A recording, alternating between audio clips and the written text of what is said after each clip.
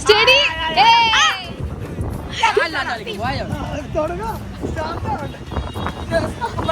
ഞാൻ പറയാം ഇവരെപ്പ കണ്ടാലും ഇങ്ങനെയാണ്.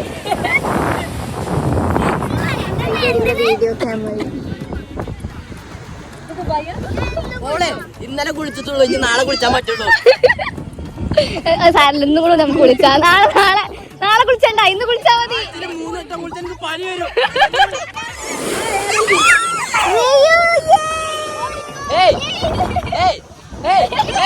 കെട്ടിട മിസ് ഉണ്ടോ ഈ ഒരു സാഹചര്യത്തിൽ?